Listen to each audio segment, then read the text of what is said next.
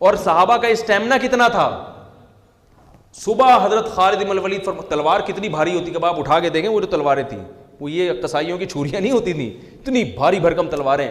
فرماتے ہیں صبح فجر سے لے کے رات مغرب تک ہم تلواریں چلاتے رہے اور میرے ہاتھ میں 9 تلواریں ٹوٹی ہیں, 9 تلواریں. اتنے لاکھ مجمع کے ساتھ لڑنا, اور کہتے ہیں میں اتنا قتل کیا ہے بندہ میں نے, کیونکہ ان کا اتنا زور تھا. مدینہ ہاتھ سے چلا جاتا صحابہ کے, مدینہ ہاتھ سے چلا, مدینہ کا دفاع تھا یہ. کہہ رہے ہیں اتنی تلوار چلی ہے کہ پھر وہ حضرت خالد بن الولید جوش میں نا اشعار میں وہ پڑھا کرتے تھے. اور خواتین سے بھی کہتا ہوں کہ رشتوں کے لیے یہ جو سنگر ٹائپ کے لوگ ہوتے ہیں نا, گلوکار, ان کو پسند نہ کیا کرو. آج کل خواتین کے ہیرو کون ہیں؟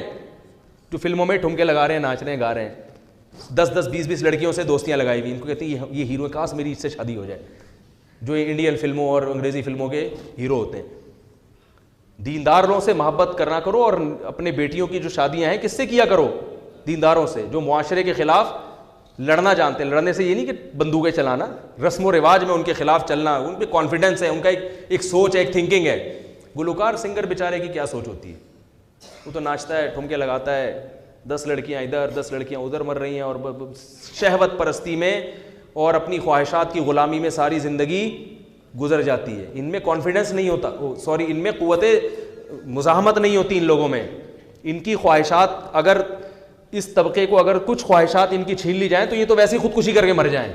کبھی آپ دیکھیں زیادہ تر اداکار, زیادہ تر تو نہیں لیکن اداکاروں میں خودکشی کا ریشو زیادہ ملے گا آپ, کیونکہ یہ لائف کو انجوائے کرنے کے عادی ہو جاتے ہیں, قربانیوں کے عادی نہیں ہوتے. ذرا سی لائف کی انجوائمنٹ میں کوئی کمی ہوئی تو ٹھا کر کے مار دیا اپنے آپ. جوانی میں خودکشی کر لیتے ہیں, ڈپریشن کے مریض بن جاتے ہیں. یہ تو آپ کو یوٹیوب پہ ایک صاحب مجھے کہنے لگے یہ اداکار لوگ اگر اتنے پریشان ہوتے ہیں تو یہ اتنے کھلکھلے ہوئے یوٹیوب پہ کیوں آ رہے ہوتے ہیں؟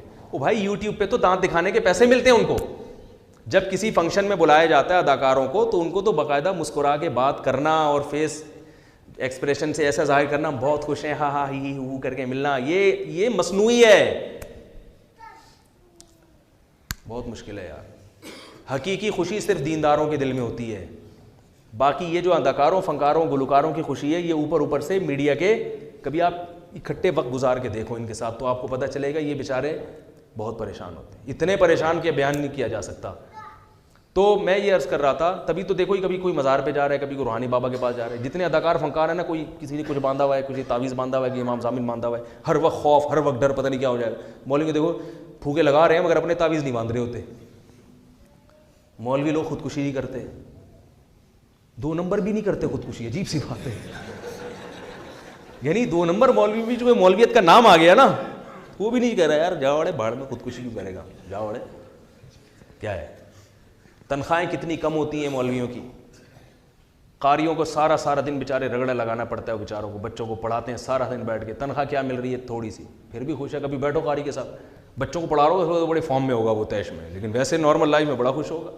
میں نے اپنی زندگی میں اہل حق علماء کی بات کر رہا ہوں, جتنے اہل حق علماء دیکھے ہیں سارے خوش مزاج ہی دیکھے ہیں, سب خوش مزاج دیکھے, خوش رہتے ہیں وہ. پتہ نہیں کیا ان کو ایک خوشی ہے. اللہ تعالیٰ نظر بد سے بچائے اور اس نعمت کی شکر کی توفیق.